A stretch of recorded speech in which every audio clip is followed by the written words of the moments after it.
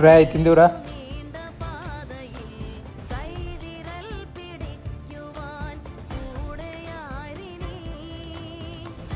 కూసో.